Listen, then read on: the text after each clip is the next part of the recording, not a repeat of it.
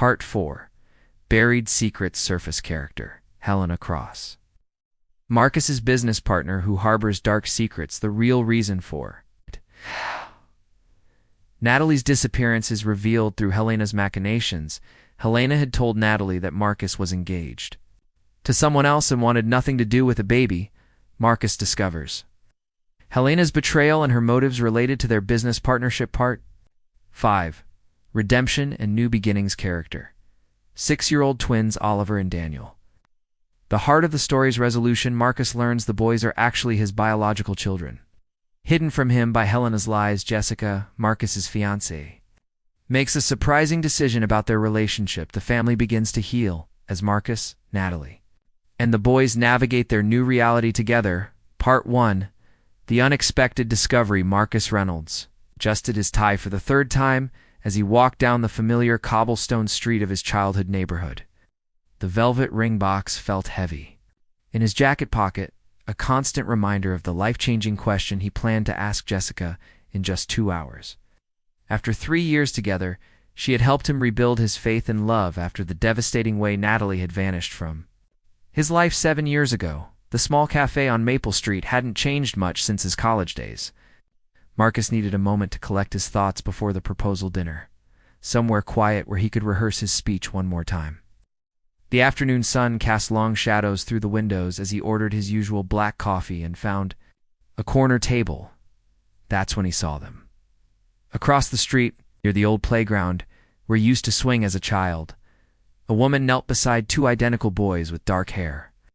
Even from a distance, something about her posture struck him as achingly familiar. When she turned her head slightly, his coffee cup clattered against the saucer. Natalie. 7 years had passed since she disappeared without a word, leaving only a brief note saying she needed space.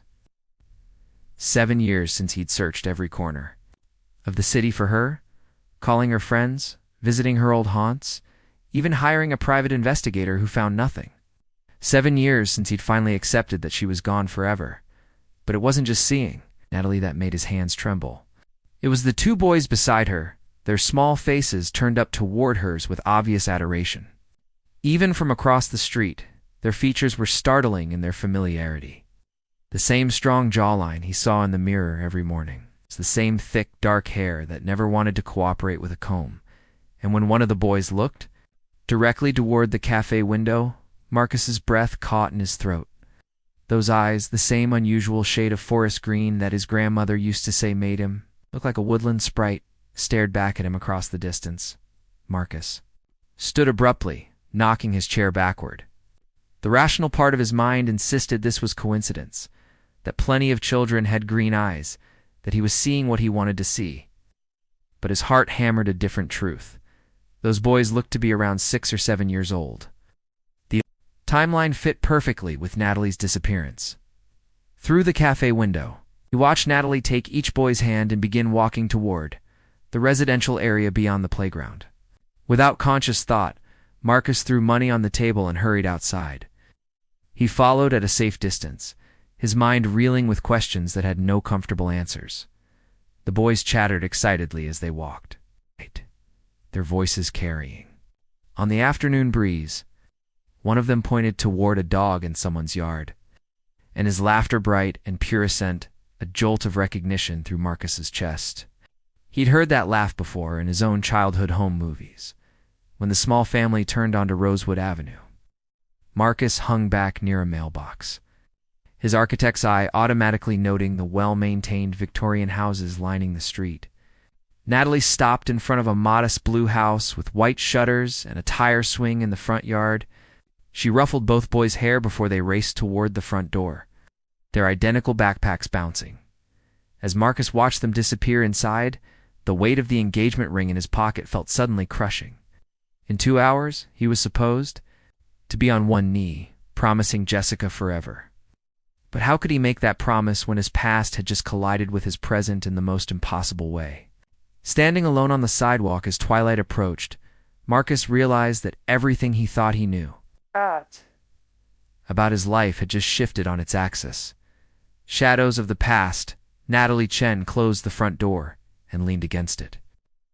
racing from the strange feeling she'd had at the playground. For a moment, she could have sworn someone was watching them. But when she'd looked around, she saw only the usual afternoon joggers and dog walkers. 7 years of looking over her shoulder had made her paranoid, she told herself. "Mom, can we have those crackers with the cheese?" Oliver called from the kitchen, his voice identical to his twin brother Daniel's.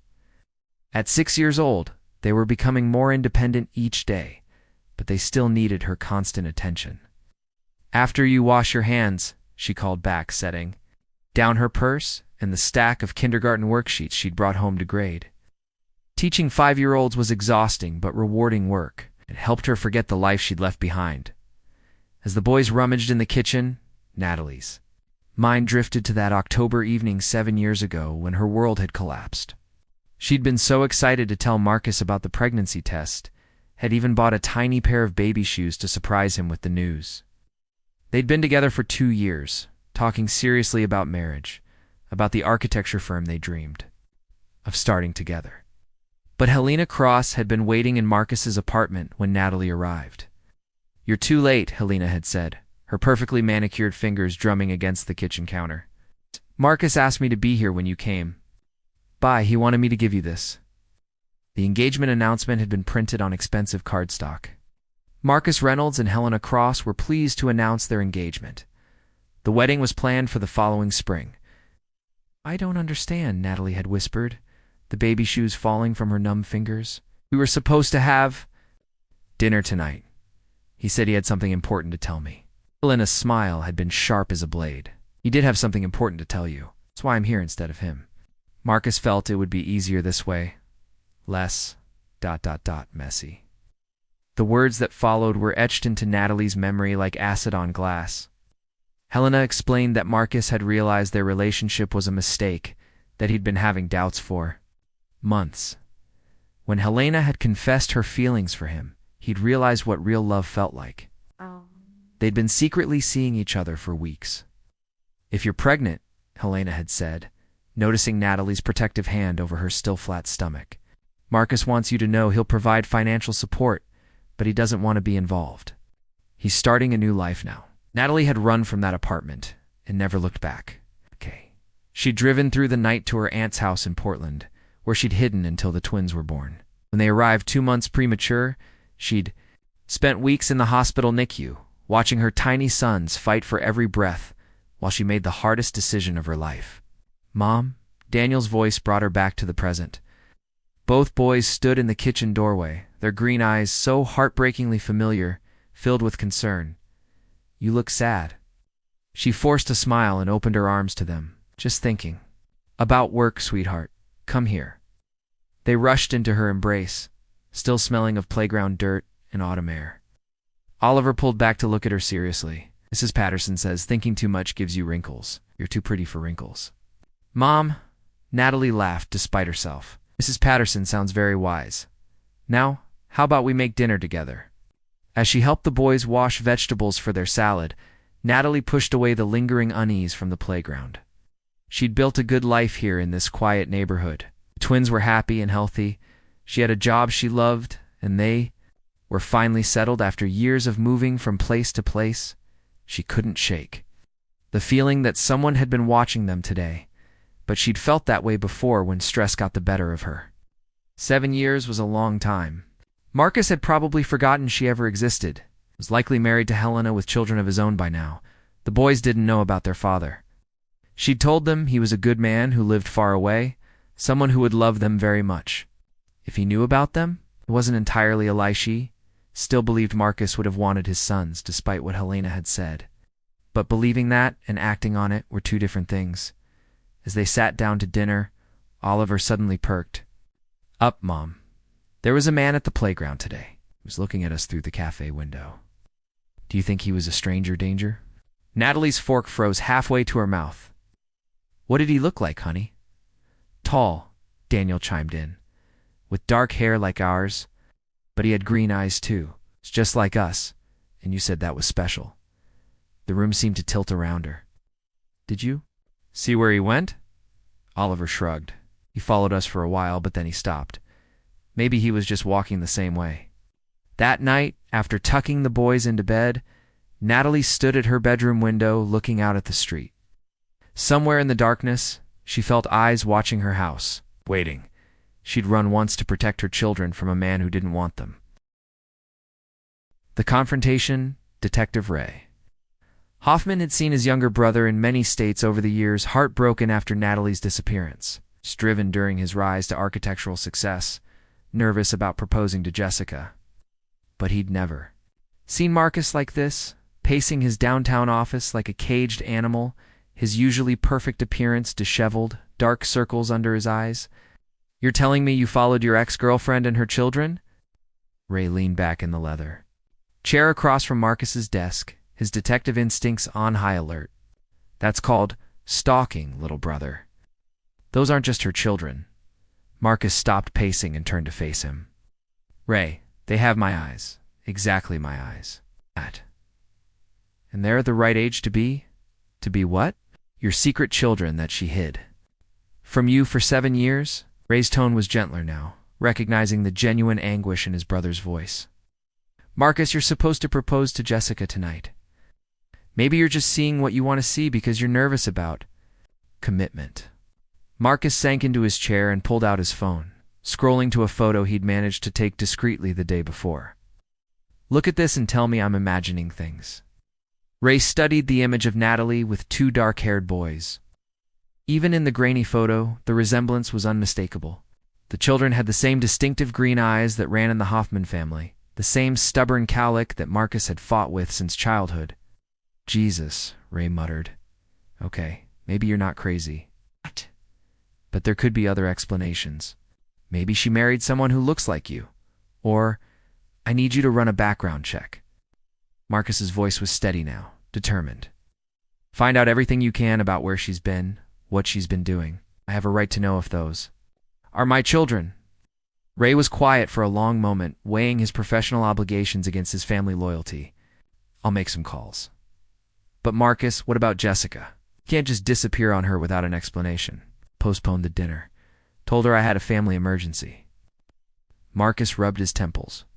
"I couldn't look her in the eye and promise forever when I might have children I never knew about." 3 hours later, Ray returned with a manila folder thick with documents.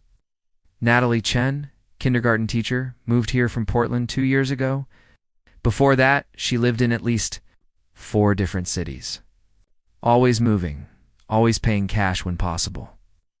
Like she was running from something." Marcus opened the folder with trembling hands. "What about the boys?" "Oliver and Daniel Chen, born at Portland General Hospital 7 years ago. Father listed as unknown on the birth certificates." Ray paused, watching his brother's face. "Marcus, there's something else." "They were born premature, spent weeks in the NICU. The medical records show they were born exactly 8 months after Natalie disappeared. The room fell silent except for the ticking of Marcus's antique clock. 8 months, not 9, which meant ...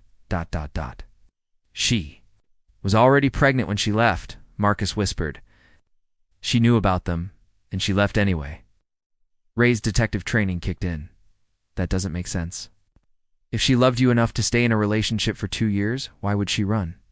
When she found out she was pregnant? Unless... He frowned. "Marcus, what exactly happened the night she disappeared? Walk me through it again." Marcus closed his eyes, forcing himself to remember details he'd tried to forget. "We were supposed to have dinner. I was going to tell her about the partnership offer from Helena's firm, how it would set us up financially to get married. But Natalie never showed up. I found a note at my apartment the next morning saying she needed space. Helena Cross." Ray's voice was sharp. "Your business partner?" "Yes, why?" "Because I just spent 3 hours digging into Natalie's background, and Helena's name came up. She was at Portland General the same week the twins were born. Visitor logs show she was there multiple times." The folder slipped from Marcus's hands, papers scattering across the floor.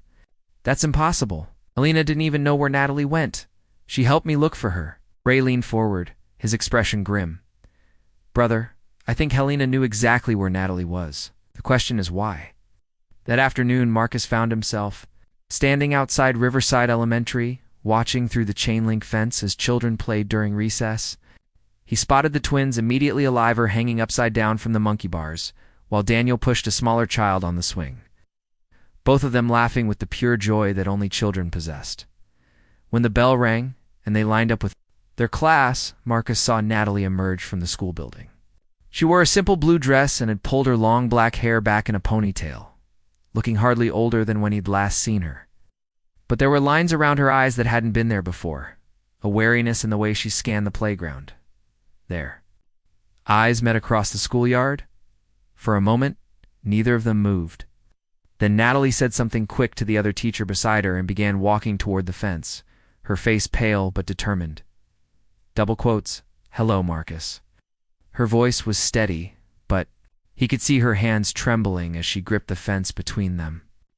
"Hello, Natalie." He struggled to keep his tone neutral. "Beautiful children." She glanced back at the twins, who were now focused on getting into their proper line. They're everything to me. Are they mine?" The question hung between them like a blade. Natalie closed her eyes for a long moment, and when she opened them, they were filled with 7 years of pain. "Why are you here, Marcus?" "Why now?" "Because I have a right to know if I'm their father. Because for 7 years I've wondered why you left without even giving me a chance to. A chance to what?" Her voice cracked. "A chance to tell me you were engaged to someone else. A chance to explain how you'd been lying to me for months while you were with Helena." Marcus felt the ground shift beneath his feet. "What are you talking about? I was never engaged to Helena. I was going to propose to you." The look in Natalie's eyes changed from anger to confusion to something that might have been hope. "But she showed me the announcement. She said you sent her to tell me it was over because you didn't want to face me yourself." Behind them, the school playground had emptied, but neither of them noticed. 7 years of misunderstanding was crashing down around them, and in the distance, 2 little boys with their father's eyes were waiting for their mother to walk them home. Buried secret surface Helena Cross stood at the floor-to-ceiling windows of her corner office, watching the city sprawl beneath her like a conquered territory. Reynolds and Cross architecture had grown beyond her wildest dreams over the past 7 years, their firm now handling multi-million-dollar projects across 3 states. Everything she had worked for, schemed for, sacrificed for was finally within her grasp. The intercom buzzed. "Miss Cross, Marcus Reynolds is here to see you. He says it's urgent." Alina's reflection smiled back at her from the glass. She'd been expecting this visit ever since her private investigator had called to report that Marcus had been seen talking to Natalie Chen outside Riverside Elementary. 7 years of careful planning, and it was all threatening to unravel because of a chance encounter at a playground. "Send him in." Marcus entered without his usual polished composure. His tie was loosened, his hair disheveled, and his green eyes, those distinctive eyes she'd always envied, burned with barely contained fury. "We need to talk." He closed the door behind him with deliberate control, of course. "You look terrible, by the way. Perhaps you should postpone the wedding planning until you've had some rest." Helena moved to her desk, maintaining the pretense that nothing had changed between them. "There isn't going to be a wedding." Marcus remained by the door, as if afraid to come closer. "I know what you did, Helena.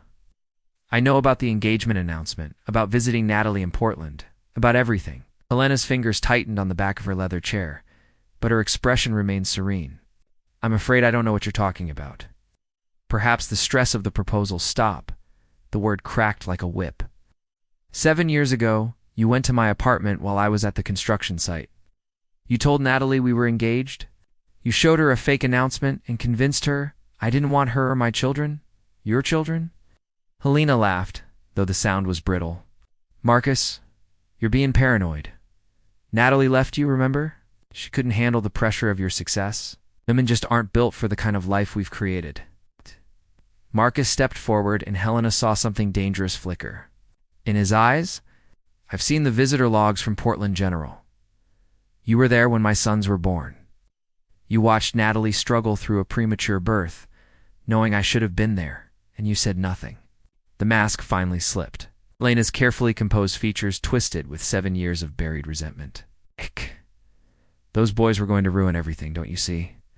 Natalie would have dragged you down, made you soft, distracted you from what we could accomplish together. I saved you from a life of mediocrity. You stole 7 years from me. 7 years of watching my children grow up, of being there when they needed me. Marcus's voice was dangerously quiet. You stole their childhood. From me?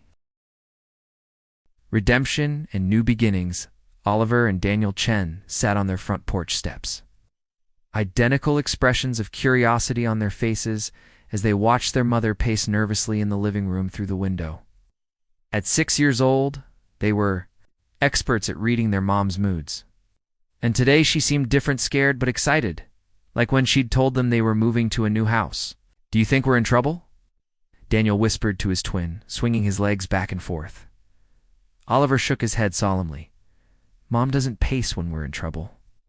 She sits us down and uses her serious voice. This is something else. The sound of a car pulling into their driveway made both boys look up. A tall man with dark hair stepped out of a sleek black sedan, and Oliver felt a strange flutter in his stomach. The man looked nervous too, running his hands through his hair the same way Oliver did when he was worried about a spelling test. Boys, their mother's voice came from behind them as she stepped onto the porch. I need you to come inside. There's someone I'd like you to meet. The man walked slowly up their front path, and as he got closer, Daniel grabbed his brother's arm. Allie, he whispered urgently. He has our eyes. Indeed he did. The same forest green that their mother always said made them special stared back at them from the stranger's face. But they weren't a stranger's eyes, not really. They were kind and worried and full of something that looked like love. Hello, the man said softly when he reached the porch steps. I'm Marcus. I'm your father. Oliver blinked up at him. Our father lives far away, Mom told us. I did live far away, Marcus said, crouching down so he was at their eye level, but not by choice. I've been looking for you and your mom for a very long time. Daniel, always the more cautious twin, moved closer to Natalie. Why didn't you come before? Marcus's eyes filled with tears that he didn't try to hide. A very bad person told your mom that I didn't want you. She told your mom that I didn't love her anymore and that I didn't want to be your daddy. But it wasn't true. I've wanted to meet you every single day since I found out you existed, Mom. Oliver looked between the adults, trying to understand. Is he really our dad? Natalie knelt beside Marcus, her own eyes wet. Yes, sweetheart, this is your father. And I owe you both a very big apology for keeping you apart for so long. The four of them sat on the porch as Natalie explained in terms. The boys could understand how someone had lied to keep their family apart, how their father had never stopped loving them or looking for them, how sometimes grown-ups made mistakes even when they were trying to protect the people they loved most. Can I hug you? Oliver asked suddenly, startling them all with his directness. Marcus's voice was thick with emotion. I would love that more than anything in the world. Both boys launched themselves at him, and Marcus wrapped his arms around his sons for the first time. They smelled like grass stains and fruit snacks and childhood innocence, and Marcus thought his heart might actually burst from the overwhelming joy of holding them. You're really tall, Daniel observed, his voice muffled against Marcus's shoulder. You're really perfect, Marcus replied, making both boys giggle. Over the following weeks, Marcus became a regular fixture in the blue house on Rosewood Avenue. He learned that Oliver loved to build elaborate structures with blocks and had an artist's eye for design. While Daniel preferred books and could already read chapter books meant for much older children, he discovered that they both hated Brussels sprouts but loved helping in the kitchen. They had inherited his stubborn streak and their mother's gentle heart Jessica had taken. The news with more grace than Marcus had expected. I fell in love with your capacity to love, she'd told him when he'd explained everything. I can't be angry at you for loving your children. I need time to figure out if I can be part of this new reality. Helena had quietly resigned from the firm and moved to another state. Her threats proven empty when faced with the recorded confession and Marcus's determination to rebuild his life on honesty rather than manipulation. One evening, as Marcus read bedtime stories to the twins while Natalie cleaned up their dinner dishes, Oliver looked up from his pillow with serious eyes. Eddie? The words still made Marcus's heart skip a beat every time. Are you going to marry Mom? Marcus glanced toward The kitchen, where Natalie was pretending not to listen, they'd been taking things slowly, rebuilding trust and friendship before attempting anything more complicated. I don't know yet, buddy. Would you like me to? Daniel nodded vigorously. Then we could be a real family, like Tommy at school. You're already a real family, Marcus said softly. Marriage doesn't make a family real. Love does. And I love you boys more than all the stars in the sky. Even more than dinosaurs? Oliver asked with 6-year-old skepticism. Even more than dinosaurs. Later, as Marcus helped tuck them in, Daniel whispered, I'm glad you found us, Daddy. I'm glad I found you too. Sweet dreams, son. Standing in the doorway with Natalie, watching their boys drift off to sleep, Marcus felt a peace he hadn't experienced in 7 years. He'd lost an empire built on lies, but he'd gained something infinitely more valuable. A family built on love and truth. No regrets? Natalie asked softly. Marcus took her hand, intertwining their fingers the way he'd dreamed of doing for 7 years, only that it took me so long to find my way back to you. Outside their window, the first snow of winter began to fall, covering the world in a blanket of new possibilities. God. And in the blue house on Rosewood Avenue, a family that had been broken by deception was finally beautifully whole again.